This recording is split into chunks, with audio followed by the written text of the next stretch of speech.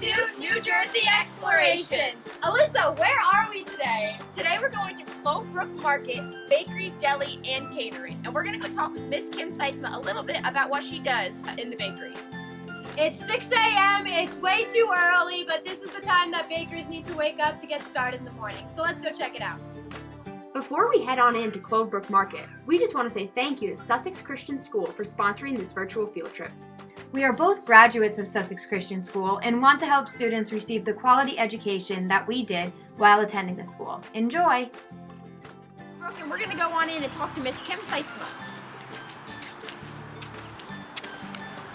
Good morning, guys. Welcome to Clove Brook. Thank you. Here we offer a lot of different other kinds of baked goods that people can grab and go. These tea breads, but a lot of these recipes originated from my grandmother or church cookbooks. So that's where a lot of our recipes have originated. They are not big mixes or anything. We take a recipe, and I was like 19 when that started. I got a church cookbook and I try a recipe, and if it didn't work, I X it out and I get another cookbook. There's a lot of sample days. It was fun. Very cool. Yeah. After Miss Kim showed us around the front of the bakery, we got to go behind the scenes and see how Mr. Rich Seitzma peels all the apples for all these treats. So this is a 30-year-old apple peeler and corer and slicer made by the Peace Company in Rochester, New York.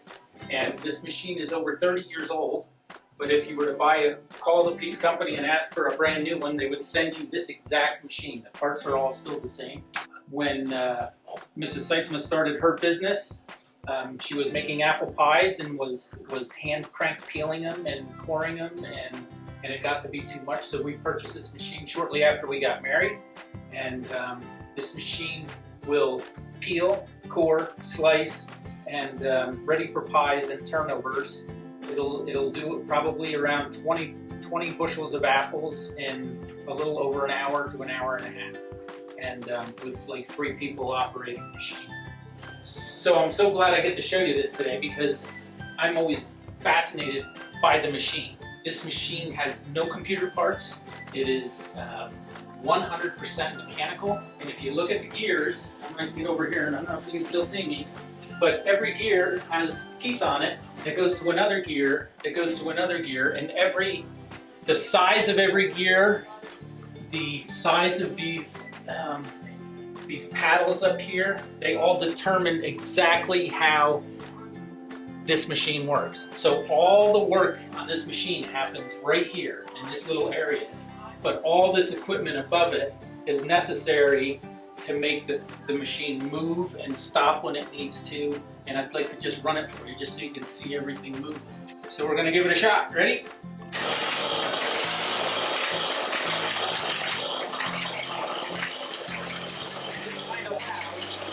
See how this comes out, stops, moves up, blade comes out.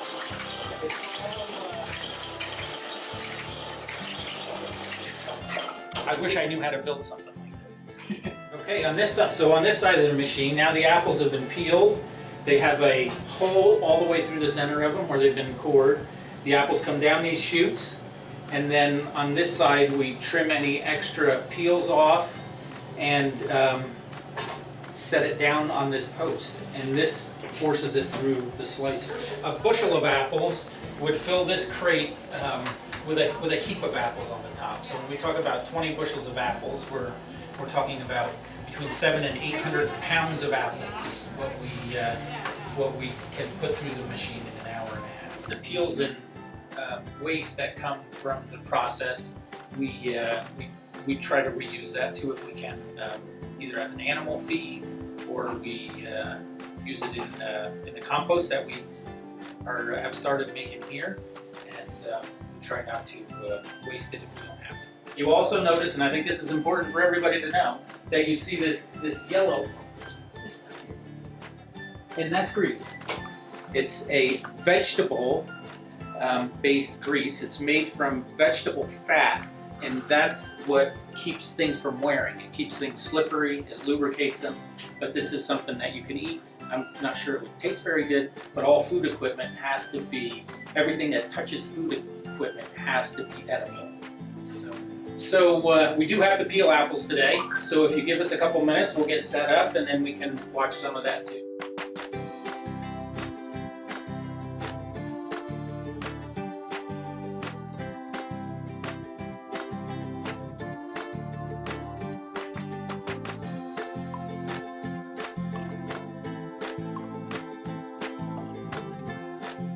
So you might wonder what Clove Brook Market does with all of their extra food waste. And they're really conscious of making sure that nothing goes to waste when it comes to eggshells, when it comes to vegetable products, maybe even coffee grounds. They make so much coffee here. So all of that food waste goes to work in a compost bin. They actually have 2 here. And they work as fertilizer and fuel and nutrition for the flower gardens up front and also the family's vegetable garden. So let's go check it out.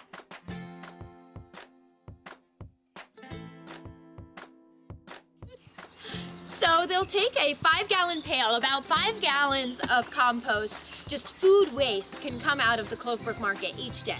So what we'll do is we'll use a knife just to make the pieces a little bit smaller, and it helps the compost just break down a little bit better. So this one was last turned on May 19th. We want to turn it about every 3 to 4 days, and this gives enough aeration to the food waste and organic material in order for it to break down properly. And we'll put the food waste right in there. So you'll see a mix of some leaves, some carrots, onions, and you'll also see some egg cartons and newspapers. So it's important to get a mix of both nitrogen-rich materials, which are your food wastes, and carbon-rich materials, which is newspaper and egg cartons. And so many egg cartons and extra newspapers come out of the Clove Brook Market that we just work with those carbon materials. So we'll be working out of the compost bin number 2 right now, and this one gets turned every 3 days and is really starting to work toward becoming more like soil that you would see in a garden. So this is a little darker. There's some worms and little stuff working really hard. You can see the steam coming off of it because everything's breaking down. And it's important to always look to reduce how much waste you make. And this is a great way to do that. Molly, what do you do here at Clove Brook? Do you help with the compost? Do you give people welcoming kisses? What do you do? Oh, I think that's what she does all day.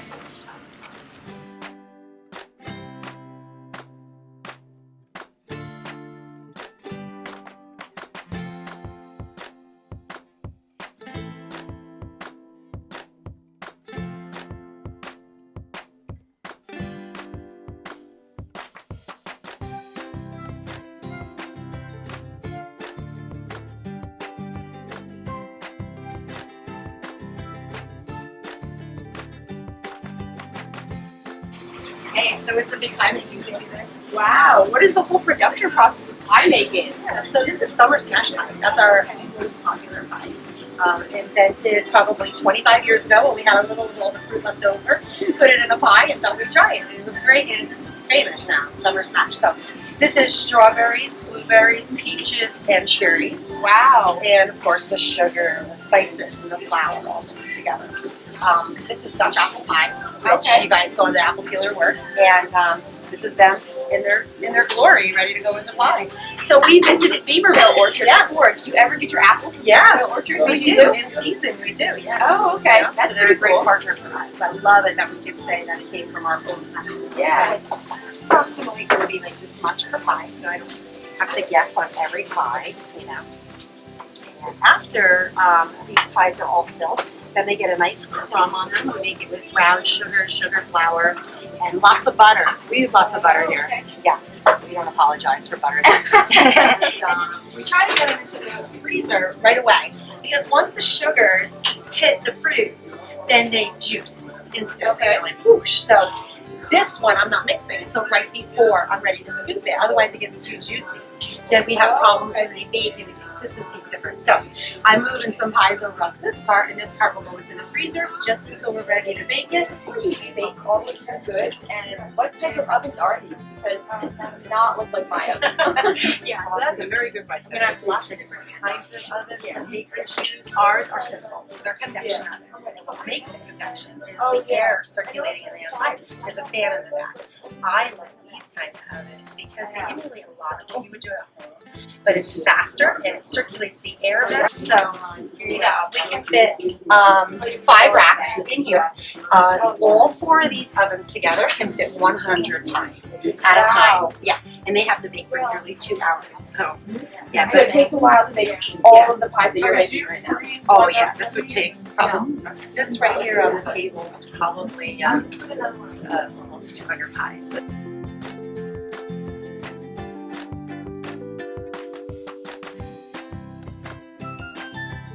So this would take 4 hours. This is 2 hours for every 100 pies.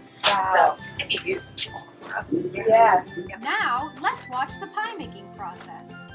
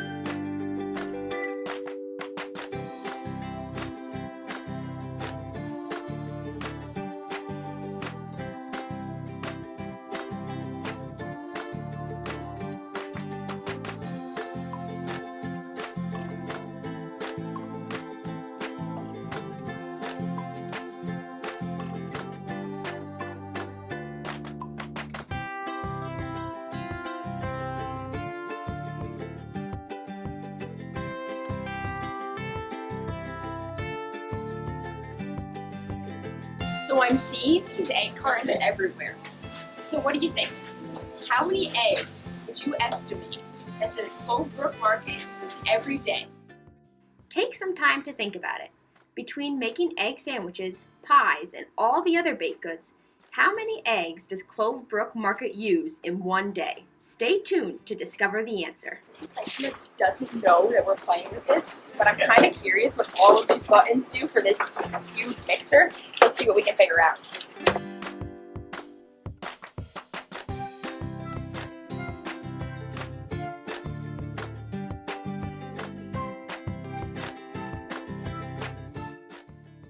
Let's hear about the history of Clove Brook Market. I had grown up on a farm, at a family farm market, and that was our livelihood. And they needed a baker, and so I thought I'd try it. So did the farm market start here? Oh no, this is in Wyckoff, New Jersey. It's called Alyssa Farm. That's where I grew up, and I started their bakery. I was actually 18 years old. I did it after school, so I was commuting for 17 years from Sussex to Wyckoff. Rich had this idea that we could start a bakery and a deli.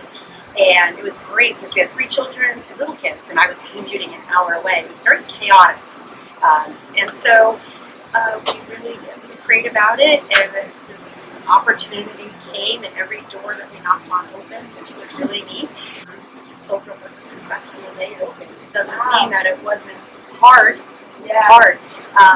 But not everything that you do that's God's will is easy. Yeah. So what was the hardest part? I think the hardest part was not knowing what to expect. So on the first day we had 300 customers and only 1 person knew how to work the register well. Only 2 people knew how to work the slicer barely. So it's been very much a learn as we go process. But we're here 17 years now, and we feel very blessed. Yeah, so don't tell Mrs. Seitzma, but we're snooping around a little bit, and we're thinking about taking some of this with us. We have M&Ms, we have craisins, we have chocolate chips, we have raisins, we have walnuts, white chocolate, and so much more. What do you think? I think we should take some. So, do you love baking? Well, that's a good question. Sometimes I do. Sometimes it's very messy. But I love a lot of things about owning Clove Brook. I love managing things. I love the footwork of it. I love figuring out how much we need to make and how that's going to happen. I love that. But if you ask me what I'm going to do after work today, it would never be baking. Yeah, I know. So you don't love baking, but you bake for a living. Yeah, I know. It kind of goes against the, for me, it goes against the myth of, do what you love for a living. But I kind of do. I love all those other elements about it. I kind of fell into baking a little bit. That wasn't necessarily my plan, but it worked. God knows what he's doing, and he had a path for me.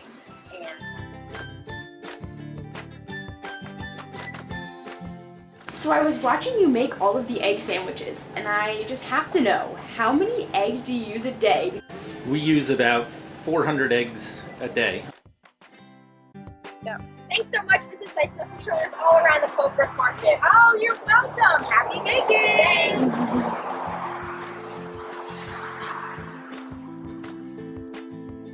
We had so much fun with you today at Clove Brook Market. We're gonna go try out some of our own recipes now, and so can you. Join us next time on New Jersey Explorations.